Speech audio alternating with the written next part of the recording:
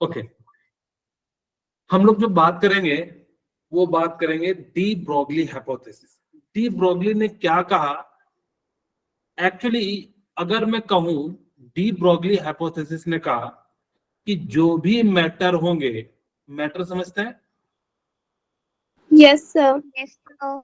Yes sir. एक matter होता है जो हम लोग कहते हैं कि मैटर हो गया, एक मैटर होता है जिसके पास मास एंड वॉल्यूम होता है, हम उसी की बात कर रहे हैं जिसके पास मास एंड वॉल्यूम होगा। ठीक है, तो डी ब्रोगली ने कहा कि जितने भी मैटर होंगे या जो भी मैटर होंगे वो दोनों नेचर को शो कर रहे होंगे, वो डुअल यानी कि wave nature and particle nature को दोनों शो कर रहे हैं। जैसे एक एग्जांपल के रूप में आप लोग को समझाता हूं। जैसे कहते हैं ना कि किसी किसी व्यक्ति को देख के ऐसा लगता है कि उसके चारों तरफ एकदम ऑरा ही ऑरा, यानी कि जैसे देखिएगा मूर्ति के पीछे या भगवान के पीछे आपको एक लाइट सा जैसा दिखाई देगा, उसे दिखाई देता है। वो क्या है कि बेसिकली उनसे जो है एक क्या निकल रही है, एनर्जी निकल रही है। वही चीज कहता है कि जितने भी मैटर होंगे वो सभी के सभी डुअल नेचर के होंगे। पहला नेचर क्या है? Particle nature. दूसरा वेव नेचर। जैसे मैंने कहा था कि लाइट जो होते हैं वो किस नेचर को शो करते हैं? डुअल नेचर को शो करते हैं। कौन कौन से नेचर को शो करते हैं? Wave nature and particle nature को शो करते हैं। Very good, thank you. उसी तरीके से मैटर भी जो होते हैं ना वो डुअल नेचर को शो करते हैं। अगर मैंने याद हो तो प्लैंक्स ने जो है E इक्वल टू क्या hc/λ कहा था? Yes sir. और Yes, sir. 20 से आप लोगों ने नाम सुना होगा E इक्वल टू mc² दिया था। इस नेचर के अनुसार से ये वेव नेचर शो करता है और नीचे वाले के अनुसार से पार्टिकल नेचर शो करता है।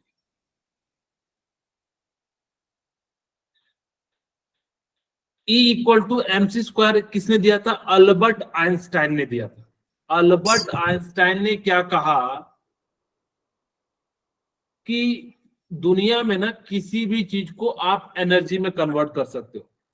जैसे मान लो कि आप लोगों की इच्छा हुई कि किसी भी चीज को, जैसे जो है पेन, यानी कि जो है पेन को हम लोग क्या करना चाहते हैं? एनर्जी में कन्वर्ट करना चाहते हैं।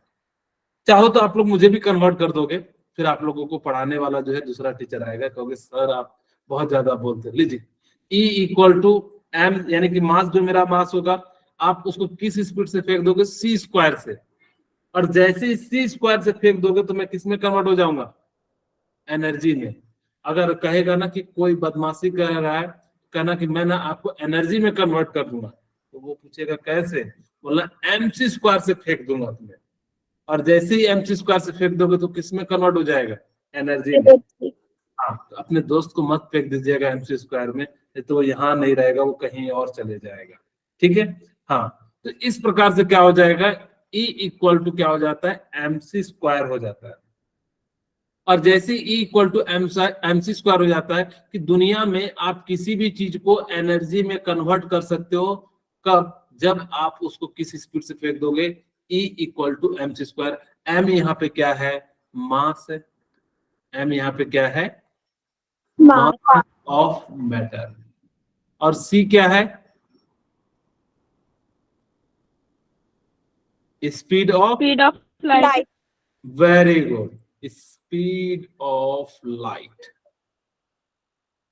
अगर आपको कोई ज्यादा बोलेगा तो उसको आप एनर्जी में कन्वर्ट कर दोगे क्या? No sir. हाँ कर देंगे। कैसे बोलेगा? कैसे आप उसको कैसे कन्वर्ट करोगे? mc²। हाँ, mc² से इसको फेंक देना, वो एनर्जी में कन्वर्ट हो जाएगा। ठीक है, इस प्रकार से आप क्या कर सकते हो? किसी भी चीज को एनर्जी में कन्वर्ट। अच्छा, ये देखिए दोनों क्या सेम एनर्जी है? ये भी वेव नेचर की एनर्जी है, तो जब डुअल नेचर है तो दोनों की एनर्जी सेम होगी। अगर हम बात करें किसी पार्टिकल की तो नेचर क्या हो जाएगा? सेम हो जाएगा। तो मैं यहाँ पे वेव नेचर वाला और पार्टिकल नेचर वाले को दोनों को बराबर कर दूं तो hc/λ इक्वल टू mc² लिख दूं। बोलिए, Yes. क्या सी से ये सी कट जाएगा? Yes, sir. H by lambda equal to क्या हो गया? एमसी हो गया। H by lambda equal to क्या हो गया? एमसी हो गया। अब आपको वेवलेंथ निकालना है, तो वेवलेंथ एच बाय, आपको बाद में दिखेगा नहीं, H by lambda equal to MC हो गई। और मैं इसको लेमडा को लिखूं तो इसको जस्ट रिवर्स कर दूं। कई बच्चे सोच रहे होंगे मैं इसको, इस एमसी को इधर ले गया और इसको जो है लेमडा इधर ले गया, तो क्या lambda equal to H by MC लिख दूं? बोलिए। Yes, sir. और यहाँ पे जो लेमडा है इसको कहते हैं डी ब्रॉगली, क्या कहेंगे? Hypothesis. Hypothesis. वेवलेंथ। ये लेमडा की बात कर रहे हैं ना। और एच यहाँ पे क्या होता है? Planck's constant. Planck's constant. क्या मुझे बता सकते हैं प्लैंक्स कांस्टेंट की वैल्यू कितनी होती है? 6.6 into 10 raised to power minus 34 joule. ठीक है, ओके। अब यहाँ पे m क्या है? Mass. मास ऑफ फोटोन, ठीक है। और c क्या है? Speed of light. Speed of light. Speed of light. अच्छा, इसको ना मैं थोड़ा सा चेंज कर देता हूं। क्या मैं c की जगह स्पीड लिख दूं? Yes, sir. अगर जब मैं c की जगह स्पीड लिख दिया तो lambda equal to H M B लिख दूं? Yes, sir. चाहे स्पीड ऑफ लाइट ना लेके हम कोई भी स्पीड, तो कुछ भी हो सकता है, चाहे स्पीड की लाइट ले लो, चाहे किसी ट्रेन की स्पीड ले लो, तो यहाँ पे हमने एम बी लिख दिया। और एम बी को हम लोग क्या कहते हैं? मोमेंटम कहते हैं, ठीक है। तो इसी चीज को कई जगह lambda equal to H by P भी लिखा हुआ मिले तो घबराइएगा मत, ठीक है। इसको नेक्स्ट पेज में बना देता हूँ, तो आप लोग घबरा जाइएगा कि सर मोमेंटम था कि मोमोज था, ठीक है। तो मैं lambda equal to H by M B लिख देता हूं।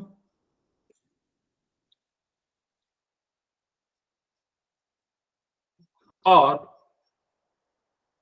इसकी जगह पे एच बाई पी लिख देता हूं, क्योंकि एम भी क्या हो जाएगा?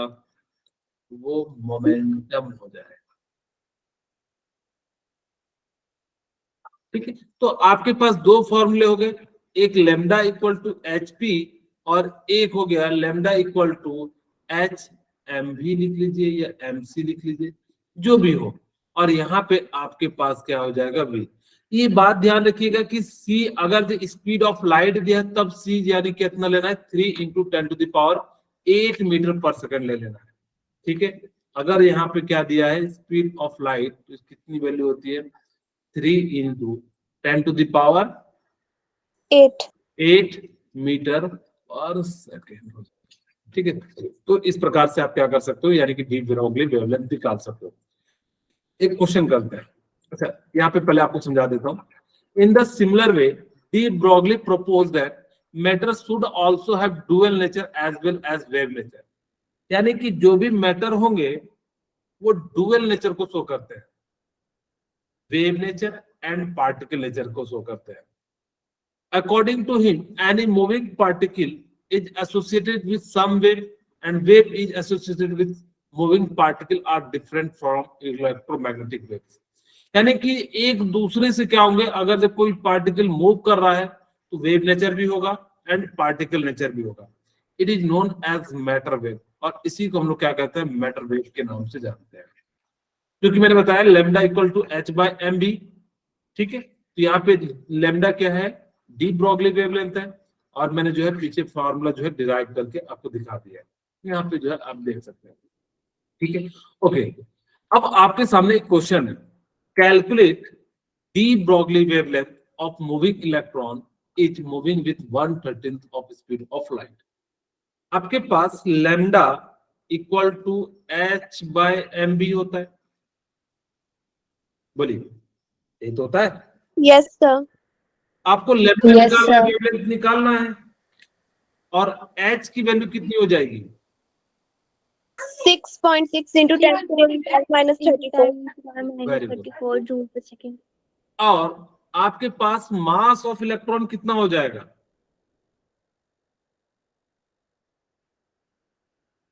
9.1 into 10 to the power minus 1 kg into, अब स्पीड ऑफ लाइट दिया है 1/13, यानी कि इसकी सी की वैल्यू कितनी होती है?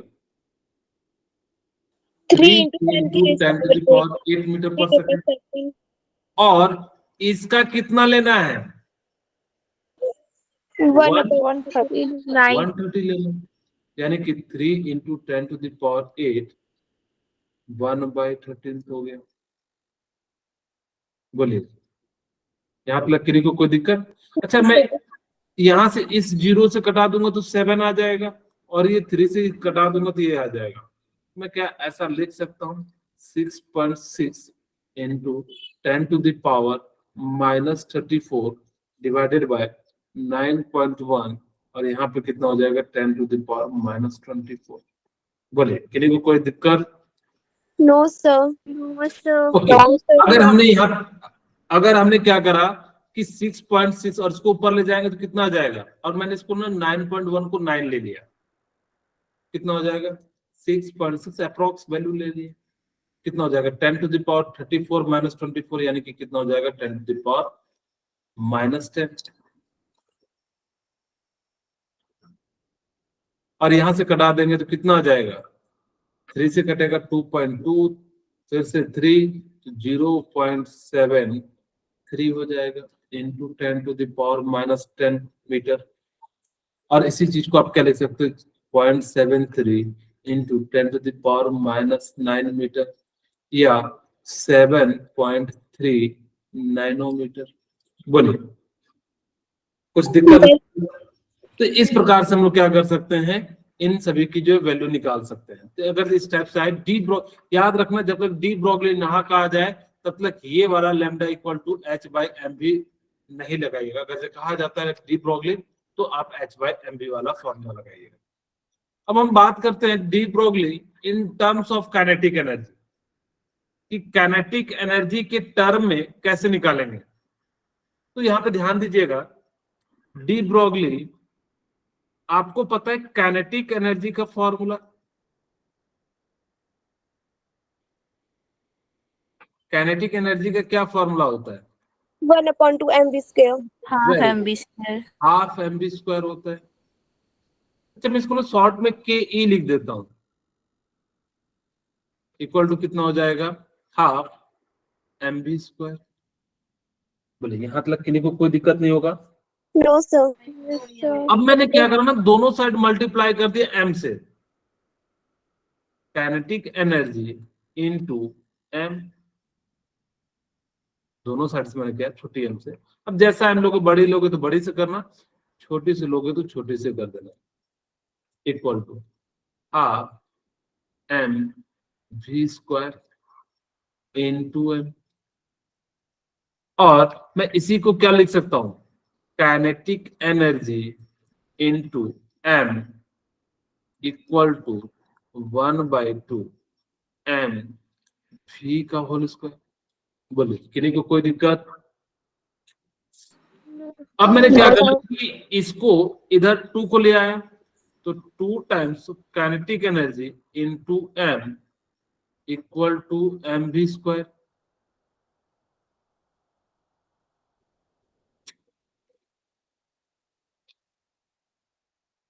बोलिए किसी को कोई दिक्कत? और एम बी, हाँ जी बोलिए।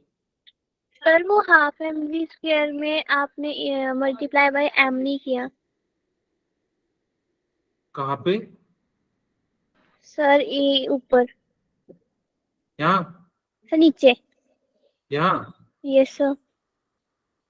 मैंने 1/2 कॉमन ले लिया ना बेटा, ये Yes, sir. 2 इधर पूरा चले जाएगा, क्या हो जाएगा, Yes, sir. 2 into kinetic energy into M हो जाएगा।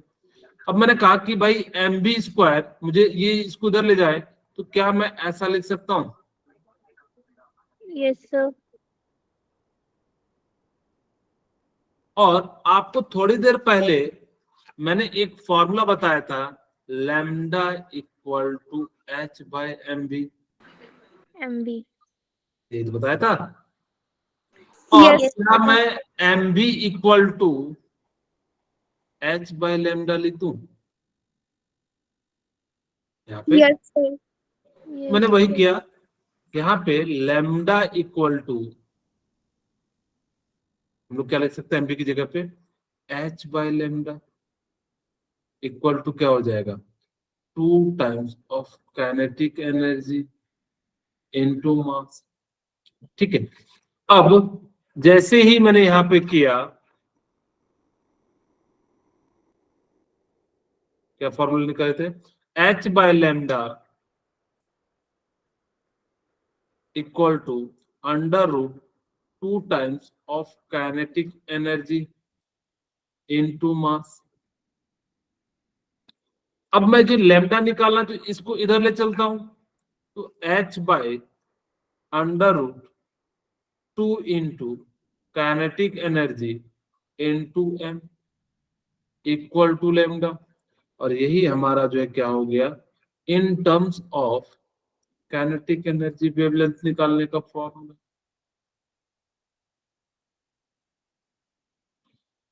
ठीक है, यहाँ पे लैम्डा क्या है, डी ब्रोगली वेवलेंथ,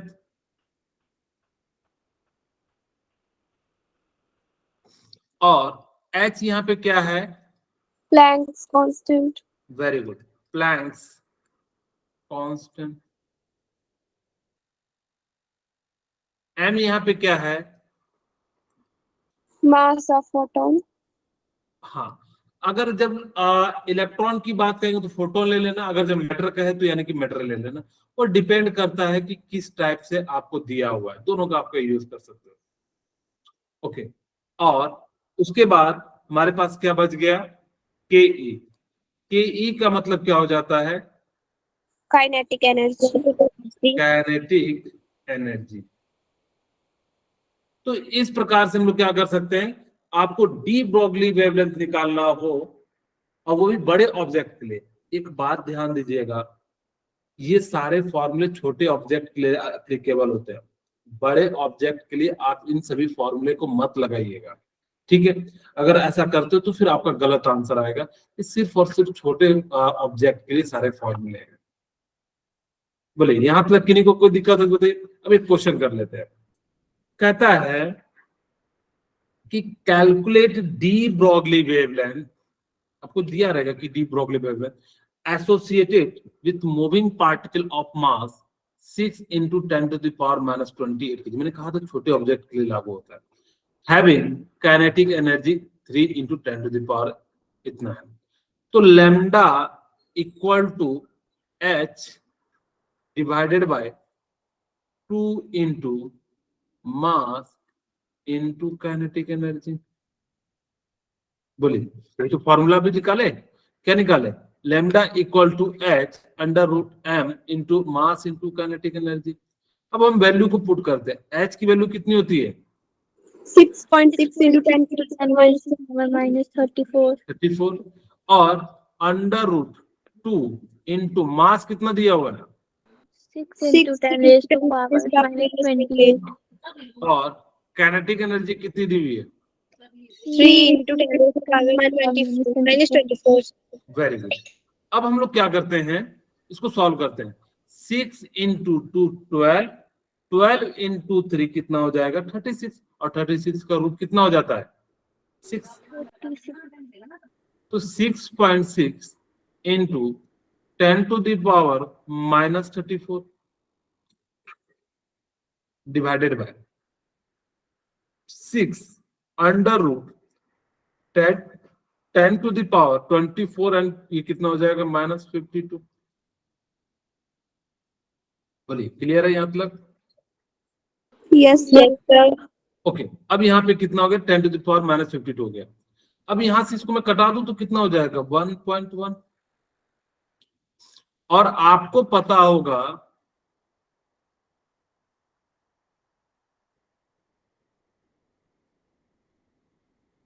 कि 10 टू द पावर माइनस 52 और रूट का मतलब होता है 1/2 पावर। यहां से कटा देंगे तो कितना आ जाएगा, 1.1 into 10 to the power minus 34। और इसी चीज को हम लोग कैसे लिख सकते हैं, 10 टू द पावर माइनस 26। और इसको सॉल्व कीजिएगा तो कितना आ जाएगा, 1.1 और 10 टू द पावर माइनस 34 में 26 जाएगा तो कितना आ जाएगा, 8 आ जाएगा। यानी कि आपका वेवलेंथ कितना निकल गया, 1.1 into 10 to the power minus 8 metre हो जाएगा। बोलिए, क्लियर है? Yes, sir. Yes, sir. Yes, तो हम बात करते हैं कि बहुत देर से हम लोग बार हमेशा कहते थे कि क्वांटाइजेशन क्या है, तो हम कह देते थे कि सिंपली क्वांटाइजेशन का मतलब क्या होता है कि जब आप पूरा पूरा की बात करते थे, तो जैसे मैंने कहा था कि आप क्लास में हो तो आप पूरे होंगे। ऐसा नहीं कि आप क्लास में भी हो कहीं और भी हो, इसका मतलब है आप क्वांटाइज हो। वो अलग बात है, आपकी ब्रेन जो है कहीं भी हो सकता है। किसी का ब्रेन जो है खाना मम्मी घर में बना रही हो, यहाँ आज तो पनीर पकौड़े बन रहे हैं, थोड़ा इधर ध्यान दे दे। हो सकता है कि किसी का ध्यान वहां हो कि जो है मुझे इस तरह से पढ़ना है, नीट में चले जाए। लेकिन आप जिस जगह बैठे हो सिर्फ आप उसी जगह होंगे, आप कहीं अगल बगल नहीं हो सकते। ये नहीं सोचिएगा कि मैं यहाँ भी हूँ, दोस्त के घर में भी हूँ, कहीं भी हूँ, नहीं, आप सिर्फ एक जगह होंगे। इसी चीज को कहते हैं क्वांटाइजेशन, यानी कि आप बिल्कुल क्वांटाइज है।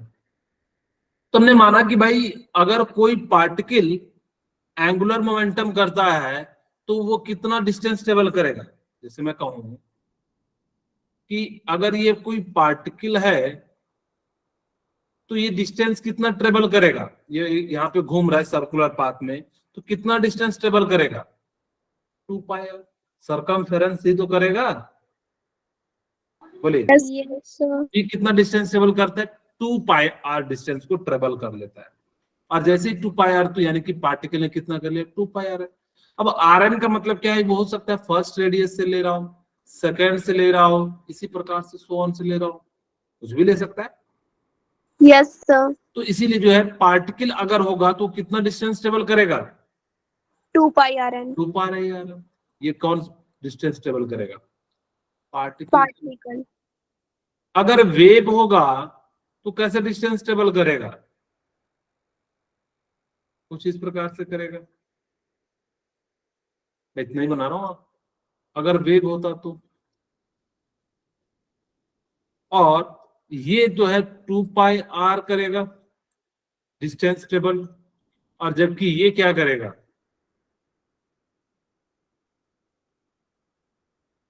यहाँ पे डी मतलब डायमीटर मत समझ जाइएगा, डिस्टेंस ले लेता हूं। कितना डिस्टेंस ट्रेवल करेगा, 2 pi r। fire. और ये वेव कितना करेगा, जितना एक वेवलेंथ में जितना आ रहा हो और वो कितने हैं उतना ही करेगा, And wave distance N lambda.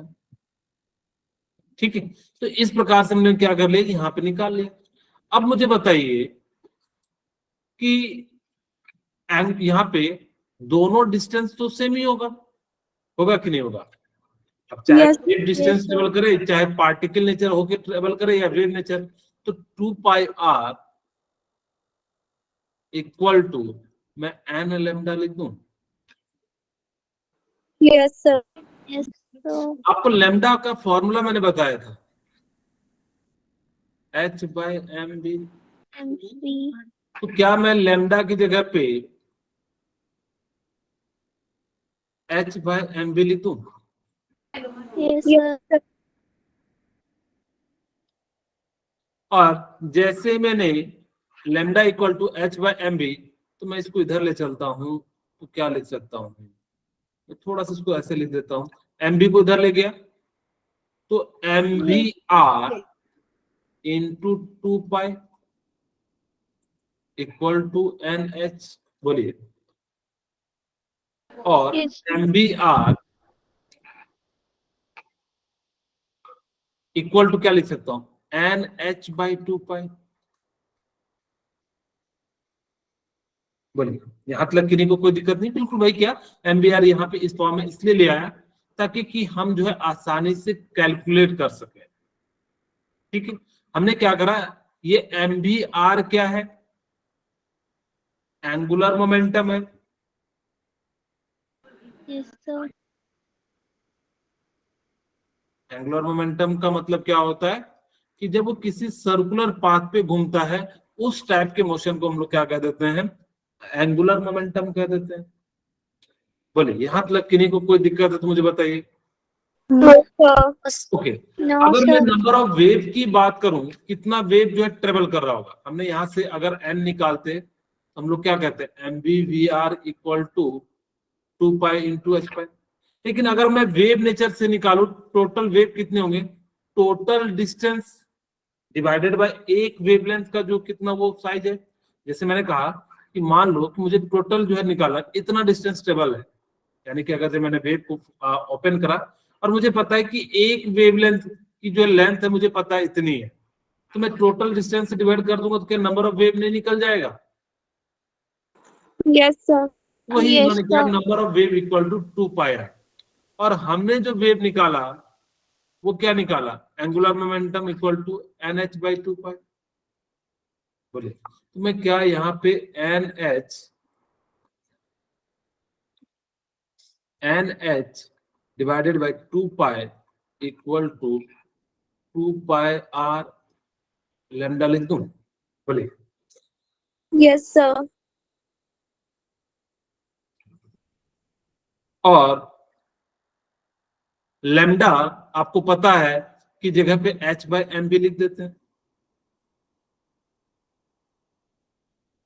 यहां से क्या हो जाएगा, 2 पाई R, मैं डायरेक्ट एक स्टेप लिख ही देता हूँ, H/m भी, और ये डिवाइड जाएगा तो m भी ऊपर में चले जाएगा, NH/2 pi into equal to 2 pi R into MV equal to H। बोलिए, Yes, sir. ओके। Yes, अब sir. आप लोग यहाँ पे MB, अब देखिए जो जो टर्म कट रहा है इसको आप कटा सकते हैं। ठीक है, यहाँ से हम लोग क्या कर सकते हैं, जो टर्म कट सकता है हम लोग जो इसको कटा सकते हैं। यहाँ से अगर जो मैं कहूं कि अगर हमने क्या कर लिया कि इन दोनों को इक्वेट कर दिया, तो हमारे पास क्या क्या चीजें कट रही है, या इसलिए यही से हम कटा देते हैं, ज्यादा दूर हम नहीं ले जा रहे हैं। ठीक है, NH/2 पाई, यानी कि हमारे पास क्या हो गया, MVR इक्वल टू NH/2 पाई हो गया। अब हमने यहां से क्या कर लिया, इससे ज्यादा नहीं जाएगा ना, ओके, एक बार लिख ही देता हूँ, 2 pi R into MV divided by क्या हो जाएगा, H. अच्छा, इसी की जगह पे हम लोग क्या कर देते हैं, कटा देते हैं, NH/2 पाई, जो कट रहा है कट जा देते हैं। तो यहाँ से 2 पाई से तो 2 पाई इधर चले जाएगा। ठीक है, बोलिए, आप लोग यहां से ना थोड़ा सा number of wave n equal to 2 pi R/लैम्डा, और लैम्डा इक्वल टू क्या लिख सकता हूँ, 2 पाई R और H/m भी, और यहां से क्या लिख सकता हूँ, 2 पाई MVR डिवाइडेड बाय H। क्या दोनों की वैल्यू MV अगर मैं n के टर्म में निकालूं तो दोनों सेम आ रहा है क्या? अगर यहाँ पे देखिए, MVR into 2 pi into H equal to, यही वैल्यू यहाँ भी आ रही है अगर Yes. उसके लिए निकालें तो यहाँ पे। अब जैसी दोनों की वैल्यू सेम आ रही है तो इसका मतलब क्या हो जाएगा, यहाँ से दोनों को इक्वेट करेंगे तो यानी कि n के बराबर आ जाएगा, जो वैल्यू हमने यहाँ नंबर ऑफ वेव माना था n। तो n इक्वल टू क्या हो जाएगा, यानी कि इसकी वैल्यू हमारे पास कितनी हो जाएगी, दोनों को हम इक्वेट कर देते हैं। यहाँ से हमारे पास क्या हो जाएगा, MVR into 2 pi into H, दोनों की वैल्यू सेम हो गई। इसका मतलब क्या हो गया कि LHS इक्वल टू RHS हो गया, और जैसे ही LHS इक्वल टू RHS हो गया, इसका मतलब है नंबर ऑफ वेव जो है किसके बराबर हो जाएगा, n के बराबर हो जाएगा। हमने n ही तो माना था, नंबर ऑफ वेव किसके बराबर हो गया, N. n के बराबर। इसका मतलब क्या हुआ कि अगर फर्स्ट यानी कि ऑर्बिट है तो उसके अंदर वेव कितने बनेंगे, 1 बनेंगे। अगर सेकंड ऑर्बिट है तो वेव कितने बनेंगे, 2. 2। अगर थर्ड ऑर्बिट है तो कितने वेव बनेंगे, 3. 3 बनेंगे। वही चीज यहाँ भी कहता है, calculate number of wave formed by electron in third orbit. यानी कि आपके पास n कितना है, थर्ड ऑर्बिट है। आपको मैंने बताया कि आपको अगर जो नंबर ऑफ वेव निकालना है, जो सा ऑर्बिट होगा वही उसका वेव नंबर हो जाएगा। तो वेव नंबर इक्वल टू क्या हो जाएगा, 3। 3. आपको अगर जो पूछ ले कि फिफ्थ ऑर्बिट में नंबर ऑफ वेव कितने बनेंगे, 5. 5 बनेंगे। अब मैं अगर जब बनाऊं सर्कुलर ऑर्बिट में 3 कैसे बनते हैं तो देख लीजिएगा, 3 ऑर्बिट बन रहे होंगे। मैं यहाँ पे फर्स्ट है, ये सेकंड हो जाएगा, ये मैं सीधे सीधे थर्ड बना देता हूँ। यहाँ पे 1 2 एंड 3 है, तो ये जो वेव बनेगा वो 3 ऑर्बिट बनेगा।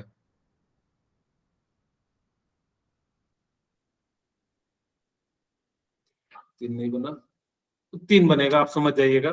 बेसिकली वो 3 बनते हैं। तो यहाँ पे जो है आपको बस इतना सा याद रख लेना है कि कितने बनेंगे, 3 वेव जो है आपका फॉर्मेशन हो जाएगा। इसी तरह का अगर कभी भी नंबर ऑफ वेव पूछा जाए तो आप सिंपली देखिएगा कि कितना जो है उसका n है, यानी कि कौन से ऑर्बिट में है, और आप वहां से देख के क्या कर सकते हैं, बता सकते हैं। ओके, अब हम बात करते हैं हाइजेनबर्ग अनसर्टेनिटी प्रिंसिपल। हाइजेनबर्ग ने क्या कहा कि मोमेंटम एंड पोजीशन को आप साइमल्टेनियसली नहीं एक्यूरेटली बता सकते कि क्या है। तो सर क्या चीज मुझे समझ में नहीं आया, जैसे मैं एक एग्जांपल के रूप में समझाता हूं। मान लीजिए कि आपकी कोई गाड़ी लेके जा रहे हैं रास्ते पे, और जब जा रहे हैं तो अगर मैं कहूं कि उसकी मोमेंटम पर्टिकुलर टाइम पे इतनी है, तो 1 सेकंड बाद बताइए पोजीशन चेंज रहेगी या सेम रहेगी,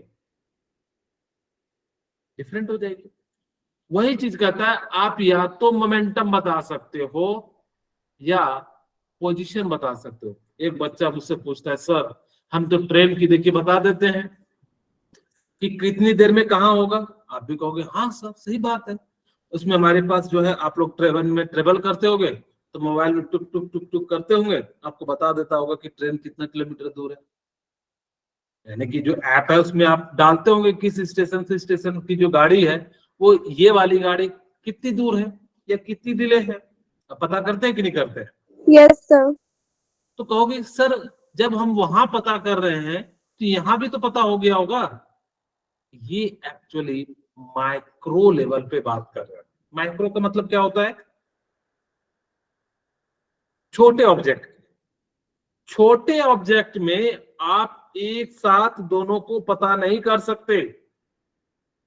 आप या तो मोमेंटम को पता कर सकते हैं या आप उसकी पोजीशन को पता कर सकते हैं।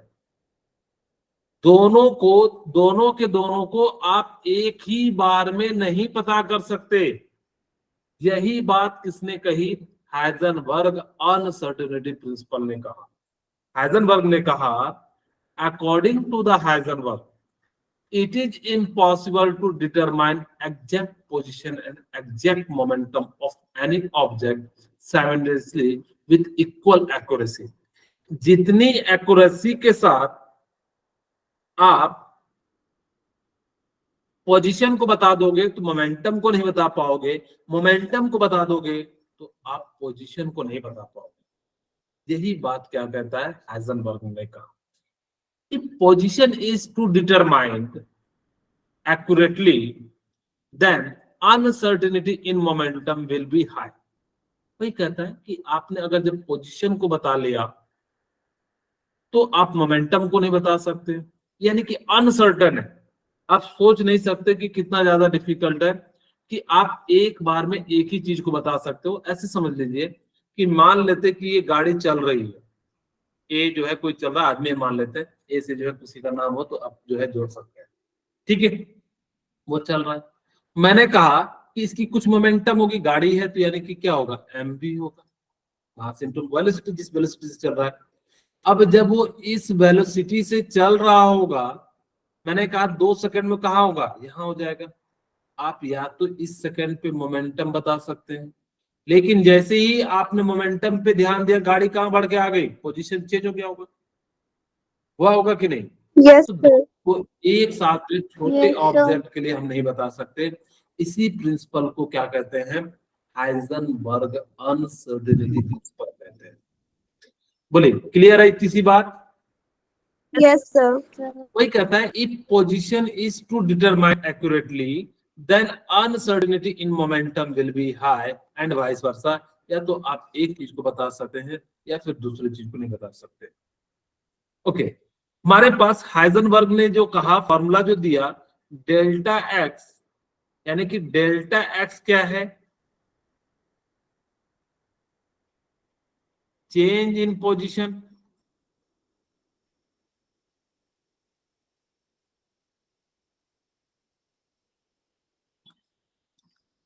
और डेल्टा पी क्या है, Change in momentum. Change in momentum.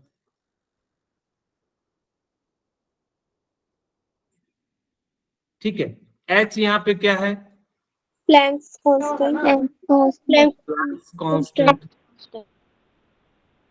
ठीक है, यहाँ पे हम लोग क्या लेते हैं, प्लैंक्स कांस्टेंट। मैं क्या delta x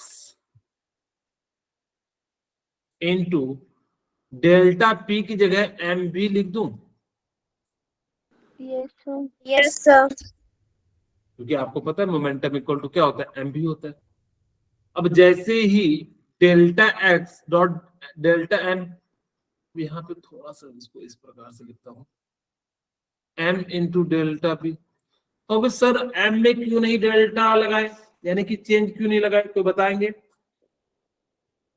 sir mass change होता है इसलिए। वेरी गुड, मास जो गाड़ी है वो तो गाड़ी ही रहेगी, क्या उसका मास चेंज हो जाएगा क्या। अब कोई नहीं कह रहा कि सर हम टकराते हुए जा रही है इसलिए कम हो जाएगी, हम नॉर्मल कंडीशन की बात कर रहे हैं, बिल्कुल आराम से जो है रोड पे चल रही है तो की बात करें तो यानी कि मास चेंज नहीं होगा, इसलिए मास लिखा।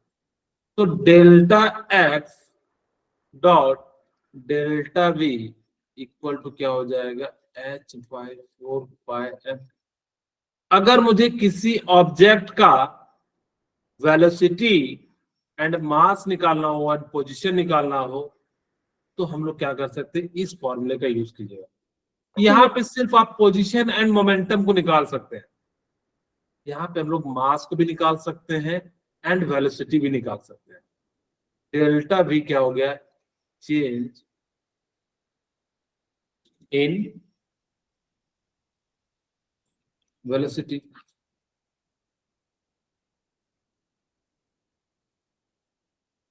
ठीक है, और एम क्या हो गया, मास ऑफ मैटर।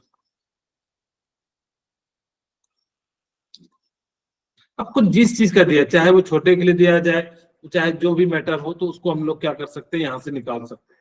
इस प्रकार से आप क्या कर सकते हो, जब न्यूमेरिकल सॉल्व कीजिएगा ना, तो delta x dot delta v equal to H by 4 pi m का यूज कर लीजिएगा जब न्यूमेरिकल सॉल्व कीजिएगा। वैसे लेस देन होता है इसके बराबर, लेकिन जब आप न्यूमेरिकल सॉल्व कीजिएगा, जब भी हाइजन, आप तो सिंपल से पहले तो आपको यही फॉर्मूला पूछ देगा कि हाइजेनबर्ग अनसर्टेनिटी का प्रिंसिपल का कौन सा फॉर्मूला है, या तो delta x by delta P पूछता, लेकिन एक बार जो पूछा था 4 पाई एम के फॉर्म में पूछा था, वो कभी भी इधर कर देगा, कभी डेल एक्स इधर कर देगा। तो आपको इस चीज को याद रखना है कि किस प्रकार से जो है उन्होंने अरेंज किया है। ठीक है, ओके। अब हम बात करते हैं कि if position is to determine precisely delta x tends to 0। अगर आपने पोजीशन को बिल्कुल एग्जैक्ट बताया तो डेल्टा पी यानी कि मोमेंटम जो है वो इन्फिनाइट हो जाएगा। एक बच्चा मुझसे पूछा कि सर कैसे, आपने यहाँ लिखा है डेल्टा एक्स। मैंने कहा हाँ। मैंने कहा कि मुझे डेल्टा एक्स बताना है इक्वल टू एच बाई 4 पाई और डेल्टा पी। मैंने कहा कि भाई इसका मोमेंटम ना बहुत ही एक्यूरेट है। मैं एक्यूरेट है तो यानी कि डेल्टा पी चेंज क्या हो जाएगा, 0 आ जाएगा। और 0 बाय समथिंग 0 कितना हो जाएगा, delta x equal to infinity हो जाएगा। तो वही मैं कह रहा हूं कि अगर आपने एक चीज को प्रिसाइजली यानी कि चेंज नहीं किया तो दूसरा क्या हो जाएगा, इन्फिनाइट वैल्यू आ जाएगा। सिमिलरली यहाँ पे भी आ जाएगा। वही कहता है if momentum is to determine precisely delta p tends to 0 then delta x क्या हो जाएगा, इन्फिनिटी हो जाएगा। कहता है डेल्टा पी 0 हो गया तो उसकी एनर्जी जो है ना वो बहुत कम होगी। अगर मोमेंटम कम है तो गाड़ी की एनर्जी क्या होगी बताइए, ज्यादा होगी या कम होगी? कम होगी, होगी कि नहीं होगी? अब मुझे Yes. बताइए if energy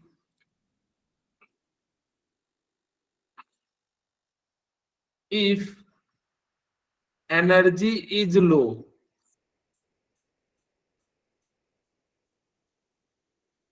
then its wavelength, बोले क्या होगा, हाई होगा या लो होगा?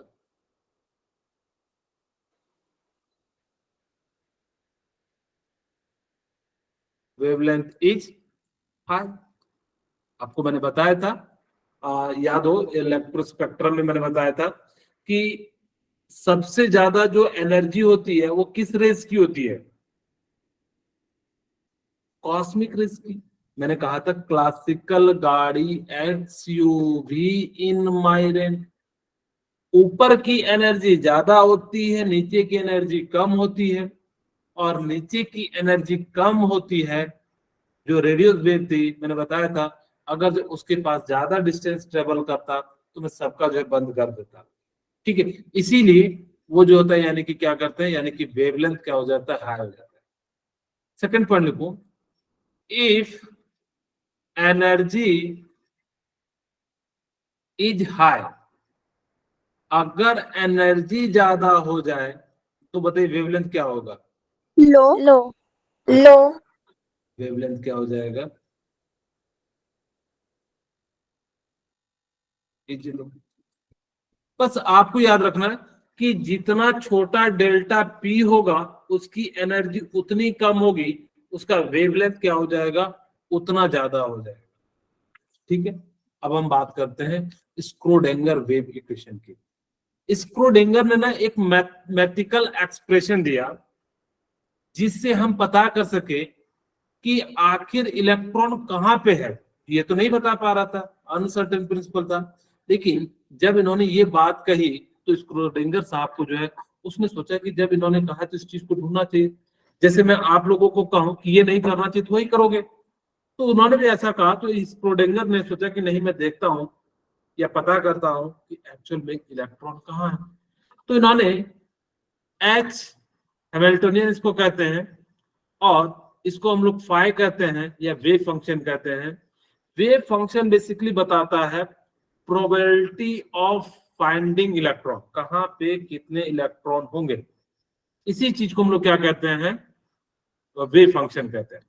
तो इन्होंने जो फॉर्मूला दिया था आप उसको याद रखने के लिए ही कह सकते हो, H इक्वल टू ही, और दोनों में फाई लगा सकते हैं और यहाँ पे H पे टोपी लगा देना। ठीक है, तो इस प्रकार से हम लोग इसको क्या कर सकते हैं, याद रख सकते हैं। जहां पे H का मतलब क्या होता है, हैमिल्टोनियन ऑपरेटर होता है। क्योंकि हैमिल्टोनियन ऑपरेटर क्या है, जैसे आप मैथमेटिक्स में प्लस माइनस मल्टीप्लिकेशन डिवाइड का यूज करते हो, यहाँ पे डबल डिफरेंशिएशन का यूज करते हैं। आपको वो नहीं पढ़ना कि डबल डिफरेंशिएशन कैसे होता है, बस इसका कुछ चीजें याद रखनी है। आपको ये जरूर याद रखना है स्क्रोडिंगर वेव इक्वेशन क्या होता है, तो ही के साथ आपको क्या करना है, फाई जोड़ देना है। जैसे यहाँ पे E क्या, टोटल एनर्जी, एंड ये क्या हो जाएगा, फाई जो है वेव फंक्शन हो जाएगा। ये क्या है, एक मैथमेटिकल एक्सप्रेशन है। वही कहता है Schrödinger wave equation is a mathematical expression describing the energy and position of electron in space. ये बता देता है कि कहाँ पे इलेक्ट्रॉन होगी और उसकी एनर्जी कितनी होगी। ये बहुत बढ़िया इक्वेशन था। स्क्रोडिंगर वेव इक्वेशन जो है ये आपको बताता है कि कहाँ पे इलेक्ट्रॉन है, किस पोजीशन में, क्योंकि इलेक्ट्रॉन सर्कुलर पाथ में घूमते रहता है और जब वो सर्कुलर पाथ में घूमते रहता है तो उसकी पोजीशन को बताना काफी ज्यादा मुश्किल था। लेकिन स्क्रोडिंगर ने एक इक्वेशन दिया और उस इक्वेशन की मदद से हम लोग क्या करते हैं, पता कर लेते हैं कि कहाँ पे एग्जैक्ट में इलेक्ट्रॉन होगा। इन्होंने इस हैमिल्टोनियन यानी कि जो स्क्रोडिंगर वेव इक्वेशन है इसको डबल डिफरेंशिएट कर दिया और जैसे ही डबल डिफरेंशिएट कर दिया तो आपको जो है ये जो है आपको फॉर्मूला मिला, जहां पे x and y, x, y, z जो है वो कोऑर्डिनेट है। कोऑर्डिनेट समझते हैं? Yes, sir. हाँ, Yes, sir. जैसे मैं कहूं कि ये जो पॉइंट है जो उंगली के बीच में रखा हूं ये एक्स एक्सिस मैंने मान लिया कि जहां पे मेरा टेबल है उससे माना, और इसको मैंने जो है मान लिया वाई एक्सिस से। तो मैंने कहा कि एक्स एक्सिस से 10 मीटर पे या जो भी एक सेंटीमीटर पे या 10 सेंटीमीटर पे, और वाई एक्सिस पे कहाँ है, यानी कि इस प्रकार से, और जेड एक्सिस से कितना दूरी पे। इन तीनों एक्सिस को हमने क्या करा, यानी कि देखा और उसको जो है वैल्यू निकाला, हम बता सकते हैं कि कहाँ पे ये इलेक्ट्रॉन एग्जैक्टली है। सर्कुलर पाथ में घूम रहा था, हमने देखा कि भाई कितने दूरी पे हो, कितनी ऊंचाई पे हो, इन सभी चीजों को हमने क्या करा, देख के पता कर लिया कि कितनी दूरी पे है और कितनी ऊंचाई पे है। और जैसे ही पता लगा इसको डबल डिफरेंशिएट कर दिया तो यहाँ से हमारे पास क्या हो गया, कोऑर्डिनेट पॉइंट आ गए। और कोऑर्डिनेट पॉइंट में ये जो वैल्यू है ना del square phi del x square plus, इसको आप याद रख लीजिएगा, डेल फाई जो होता है सब में होता है डेल स्क्वायर फाई, नीचे में एक बार x square y square and del z square, और यहाँ पे कितना हो जाएगा 8 pi square m h square into e minus v, and क्या हो जाएगा 5 हो जाएगा। इसी को कहते हैं स्क्रोडिंगर वेव इक्वेशन। ये वेव इक्वेशन बताता क्या है कि इलेक्ट्रॉन कहाँ पे पाया गया होगा या कहाँ पाया जाता है, ये बेसिकली ये बताता है। इसमें से जो ये वाला है कि इन तीनों में से कोई एक आपको प्रिंसिपल क्वांटम नंबर के बारे में बताएगा, कोई आपको एज़िमुथल क्वांटम नंबर के बारे में बताएगा, कोई इस जो है आपको किसके बारे में बताएगा, principal quantum number, azimuthal quantum number and magnetic quantum number. इन तीनों होते कितने क्वांटम नंबर है, 4 क्वांटम नंबर होते हैं। कौन कौन से, principal quantum number, magnetic quantum number, Angular. हाँ azimuthal quantum number and spin quantum number. But ये जो स्क्रोडिंगर वेव इक्वेशन था वो स्पिन क्वांटम नंबर के बारे में नहीं बताया था। इसने किसके बारे में बताया था, 3 क्वांटम नंबर के बारे में, प्रिंसिपल क्वांटम नंबर के बारे में, एज़िमुथल क्वांटम नंबर के बारे में एंड मैग्नेटिक क्वांटम नंबर के बारे में बताया था। बट इन्होंने कभी भी स्पिन क्वांटम नंबर के बारे में नहीं बताया। सेकंड पॉइंट, अब आप लोग सोच रहे होंगे कि सर इसके अंदर कौन सा प्रिंसिपल क्वांटम नंबर है, कौन सा मैग्नेटिक क्वांटम नंबर है एंड कौन सा एज़िमुथल क्वांटम नंबर, इन तीनों में। ठीक है, तो मैं बता दूं कि इन तीनों में से कोई भी प्रिंसिपल क्वांटम नंबर हो सकता है, कोई भी एज़िमुथल क्वांटम नंबर हो सकता है एंड कोई भी मैग्नेटिक क्वांटम नंबर हो सकता है। इन तीनों में कोई भी एक क्वांटम नंबर हो सकता है। जरूरी नहीं है कि ये प्रिंसिपल क्वांटम नंबर हो तो ये एज़िमुथल क्वांटम नंबर हो, जैसे पढ़े नहीं, इनमें से, क्योंकि ये अंदर की बातें हैं, कोऑर्डिनेट है, तो इसीलिए जो हम लोग नहीं बता पाते जो है किस प्रकार से ये है। हाँ, लेकिन इतना जरूर पता है कि इन तीनों में से एक प्रिंसिपल क्वांटम नंबर होगा, एक एज़िमुथल क्वांटम नंबर होगा, एक आपका मैग्नेटिक क्वांटम नंबर होगा। तो सर फोर्थ की क्या जरूरत पड़ी, तो एक्चुअली स्पिन क्वांटम नंबर बताता है कि उसका डायरेक्शन इलेक्ट्रॉन का कैसा है, ऊपर डायरेक्शन है या नीचे डायरेक्शन है। इस चीज को बताने के लिए जो है लास्ट में हमें क्या करना पड़ा, स्पिन क्वांटम नंबर को यूज किया गया। क्वांटम नंबर क्या होते हैं, ये सेट ऑफ फोर्स होते हैं जो आपको बताएंगे। पहले हम लोग एक बार ये देख लीजिए क्या होता है, where H is Hamiltonian operator and wave क्या है, wave function and it is function of position of coordinate of the particle and it is denoted by जो वेव फंक्शन है x y z. E is the energy of the system, यानी कि कितनी energy. और इसी चीज को हमने सॉल्व किया तो हमारे पास क्या आ गया, यहाँ पे ये वाला जो है इक्वेशन आ गया, ठीक है। और इसी को हम लोग क्या कह देते हैं, यानी कि वेव फंक्शन कह देते हैं कि किस प्रकार से होंगे। वेव फंक्शन क्या बताता है कि किस प्रकार से इलेक्ट्रॉन जो है मूव कर रहे हैं, कहाँ पे हैं, इन सभी चीजों के बारे में कौन बताता है, यानी कि क्वांटम मैकेनिकल मॉडल या जो है आपको क्या बताता है, सॉरी हमारे पास जो है हाइजेनबर्ग स्क्रोडिंगर वेव इक्वेशन बताता है, ठीक है। अब यहाँ पे क्या हो गया, स्क्रोडिंगर वेव इक्वेशन। अब हम बात करते हैं, इन्होंने जो बताया कि टोटल कौन कौन से क्वांटम नंबर होंगे, तो 4 क्वांटम नंबर होते हैं। पहला का नाम क्या होता है, principal quantum number. Principal quantum number. दूसरा azimuthal azimuthal quantum number and तीसरा magnetic quantum number magnetic quantum number and fourth one Spin quantum number. Spin spin quantum number. Quantum number होते हैं, ठीक है। तो ये 4 क्वांटम नंबर होते हैं जो कि आपको बताएंगे कि कहाँ पे जो है इलेक्ट्रॉन जो है पाया जा रहा है, यानी कि किस पोजीशन पे है, यानी कि कोई भी एटम है तो वो कहाँ पे जो है क्या है, इलेक्ट्रॉन जो है पाया जा रहा है, ठीक है। तो ये चीज को कौन बताता है, ये चारों के चारों बताते हैं। और इन्हीं 4 सेट को हम लोग क्या कहते हैं, क्वांटम नंबर कहते हैं। It is a set of 4 number, ठीक है, which are used to determine the position of electron in an atom।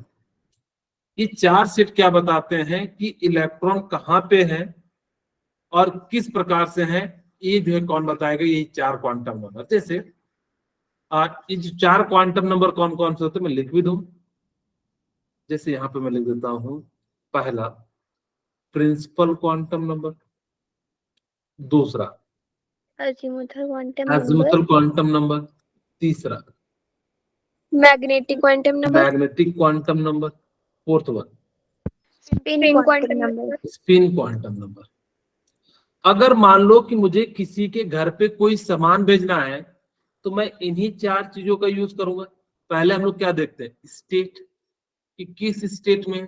जैसे मान लो कि मुझे हिमाचल भेजना है तो मैं हिमाचल देखूंगा, क्योंकि इंडिया में 29 स्टेट है, तो सबसे पहले हम स्टेट देखेंगे। फिर उस स्टेट के अंदर क्या देखेंगे, डिस्ट्रिक्ट, कि कौन सा डिस्ट्रिक्ट है, आप किस डिस्ट्रिक्ट में हो। फिर क्या देखेंगे, विलेज, या आप किस शहर में है। मैं यहाँ विलेज लिख देता हूँ, आप चाहो तो टाउन भी लिख सकते हो। और उस टाउन में आप कौन है, यानी कि आपका जो है वो देखा जाएगा कि आपका नाम क्या है। इसमें एक किसी का भी नाम ले लेता हूँ, मैंने ले लिया वरुण का नाम ले लिया। मुझे वरुण के घर भेजना था मटेरियल, तो मैंने क्या करा, सबसे पहले वरुण का देखेंगे स्टेट कौन सा है, तो कहेगा हिमाचल प्रदेश। तो ये भी वही बताता है कि वो कहाँ पे, यानी कि सबसे बड़े पार्ट को जो हम लोग क्या कहते हैं, प्रिंसिपल क्वांटम नंबर। फिर हम लोग कहते हैं एजिमुथल क्वांटम नंबर, ये डिस्ट्रिक्ट हो गया। मैग्नेटिक बताएगा कि उसका जो है किस प्रकार से, एंड उसको जो है कहाँ किसके पास भेजना है, तो वो वरुण को भेजना है। इन 4 तरीके का यूज करके आप बता सकते हो कि कहाँ पे इलेक्ट्रॉन जाएगा। इसी तरीके से यहाँ पे हम लोग जो है बता सकते हैं कि इलेक्ट्रॉन की पोजीशन क्या है। ये एक मैंने बताया आदमी के लिए कि कैसे वर्क करता है, ठीक है। प्रिंसिपल क्वांटम नंबर जो होता है वो n है, यानी कि सेल है। एजिमुथल क्वांटम नंबर क्या है, सब सेल है। और मैग्नेटिक क्वांटम नंबर क्या है, ऑर्बिटल है। एंड स्पिन क्वांटम नंबर को हम लोग किससे रिप्रेजेंट करते हैं, एस से रिप्रेजेंट कर देते हैं, ठीक है। तो आज की क्लास यहीं पर रखते हैं, कल जो हम लोग आगे बात करेंगे।